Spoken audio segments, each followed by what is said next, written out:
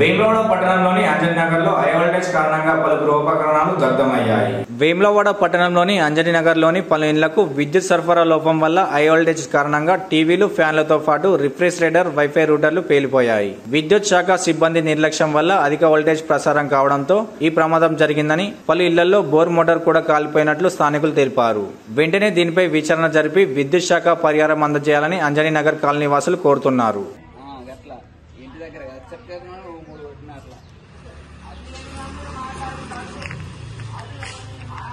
శిక్షాధికారులకు తెలియజేయని విధంగా భవానీ నగర్లో ఈ మన ట్రాన్స్ఫార్మర్ నుండి హై లోడ్ వచ్చి మన న్యూట్రల్ నుండి కరెంట్ వచ్చి మా టీవీలు, ఫ్రిడ్జీలు, మోటార్లు తదితర వస్తువులన్నీ కాలిపోవడం జరిగింది.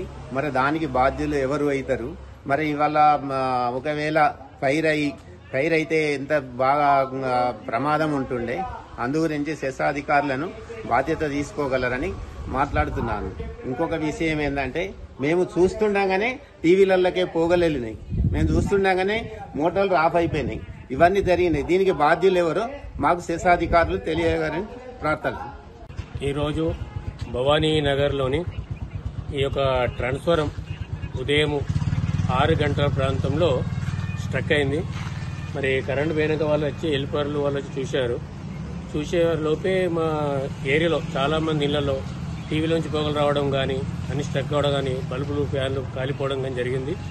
మేము వెళ్ళి ఆ ట్రాన్స్ఫర్ దగ్గరికి వెళ్ళి అడిగాం, అన్న ఏం జరిగింది మరి అంటే, ట్రాన్స్ఫారంలో నూటలు కట్ అయ్యి దానికి ఫేస్ సరఫరా అయ్యి హై వోల్టేజ్ వచ్చేయడం వల్ల ఇలా జరిగిందని వాళ్ళు చెప్పారు. ఇది మరి కరెంటు వస్తే కానీ ఎవరి ఇళ్లలో ఏం పోయినవి అనేది తెలియదు పూర్తి వివరాలు. ఇంతవరకు అయితే కరెంటు ఏం రాలేదు.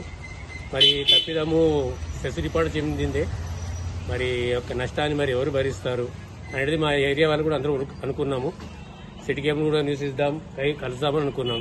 కానీ కరెంట్ వచ్చేదాకా కూడా మేము ఏం చెప్పలేము. వచ్చాక ఎవరి ఏమేమి కాలిపోయిందో తెలిసిపోతుంది. అన్ని స్టక్ అయిపోయినాయి, సౌండ్ వచ్చినాయి, టప్ టప్ సౌండ్ వచ్చేసాయి. కరెంట్ వస్తే గానీ మనకు పూర్తి వివరాలు ఏం చెప్పరాదు అని డిసైడ్ చేసుకున్నాం. నా పేరు ఆమెటి శ్రీనివాస్. భవానీ నగర్లో గత 4 సంవత్సరాల నుంచి నివాసం ఉంటున్నాను. ఈ 6 నెలల్లో 2 సార్లు హై వోల్టేజ్ అనేది రావడం జరిగింది. మొదటిసారి వచ్చినప్పుడు టీవీ, ఫ్రిడ్జ్, ఫిల్టర్స్ అన్ని సీసీ కెమెరాలతో సహా అన్ని షార్ట్ సర్క్యూట్ అయిపోయినాయి. అప్పుడు ఒక 20-25 వేలు అయినాయి. అది సొంతంగానే పెట్టించుకున్నాము. ఎవరికి చెప్పినా కూడా రెస్పాన్సిబుల్ ఏమి ఇవ్వలేదు దానికి. ఇప్పుడు కూడా ఇవాళ పొద్దున లేవడంతో వైఫై రూటర్ టప్మని ఎగిరిపోయి పడింది. దాని తర్వాత 10 నిమిషాల తర్వాత ఒకటొకటి న్యూట్రల్ ఫేజ్ అయ్యి ఒకటొకటి ఎగిరిపోవడం జరిగింది. ఫ్యాన్స్, టీవీలు, రూటర్స్, ఫ్రిడ్జ్లు, ఏసీలు అన్నీ పోయినాయి. మరి దీనికి నష్టపరిహారం ఏమైనా చూపిస్తారా, లేకపోతే దీన్ని శాశ్వత పరిష్కారం ఏం చేస్తారు? ఎందుకంటే ఇది ఇప్పుడు అన్ని వర్గాల సమస్య. ప్రతి ఇంటిలో కూడా టీవీ, ఫ్రిడ్జ్, ఏసీ, కూలర్స్ ఇవన్నీ ఉంటాయి. అవన్నీ పోతే ఎవరు నష్టపరిహారం అనేది ఎవరిస్తారు? ఒకటి ప్లస్ ఇది రాకుండా చూడాలి. ఫస్ట్ థింగ్ ఏంటంటే నష్టపరిహారం అనేది ఇచ్చుకుంటూ ఈ ప్రాబ్లం మళ్ళీ రేజ్ కాకుండా చూడాలి. ఎందుకంటే ప్రతిసారి కూడా పైసలు పెట్టి చేయించుకోవడం అంటే చాలా ఇబ్బంది. లోపల ఎంత మంచి వైర్ కేబుల్ వేయించుకొని చేయించినా కూడా ఇట్లా న్యూట్రల్ ఫేజ్ అనేది అయితే ఏదైనా జరిగే అవకాశం ఉన్నది. ఇప్పుడు పొద్దున జరిగింది, మధ్యాహ్నం జరిగింది, అందరికీ తెలుస్తూ ఉంటుంది. కానీ రాత్రిపూట జరిగితే ఏంటి పరిస్థితి? ఎవరు సెక్యూరిటీ? దీని గురించి సెస్ అధికారులు కానీ, పై అథారిటీస్ కానీ వాళ్ళు దీనికి చర్య తీసుకోవాలి. ఖచ్చితంగా ఈ ప్రాబ్లమ్ని సార్ట్అవుట్ చేయాలి. పొద్దున్న ట్రాన్స్ఫార్మర్ దగ్గరికి కూడా వెళ్ళి చూసాము. అది చాలా ఓల్డ్ ట్రాన్స్ఫార్మర్ లాగా కనబడింది మాకైతే. అది అసలు పనిచేస్తుందా లేదా అని కూడా తెలియదు. వాళ్ళు పాపం మసాలా ట్రై చేసిరు, హెల్పర్స్ కూడా. వాళ్ళని అడిగితే మాకేం తెలుసు అంటున్నారు. అంతకుముందు కూడా కంప్లైంట్ ఆఫీస్కి ఇద్దామని అంటే మీరు ఇచ్చిన వేస్టే, దానికి ఎవరేం చేస్తారు, ప్రకృతి రీత్యా జరిగింది అన్నట్టే మాట్లాడారు.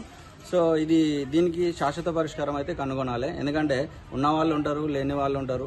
ఉన్నవాళ్ళు చేయించుకుంటారు, లేని వాళ్ళు కూడా చేయించుకోవాల్సిందే, తప్పదు. ఎందుకంటే ఇవన్నీ నిత్యావసర వస్తువులు కాబట్టి, ఎలక్ట్రానిక్ యుగంలో అన్ని వస్తువులు కావాల్సినవి కాబట్టి దీనికి శాశ్వత పరిష్కారం చూపించండి.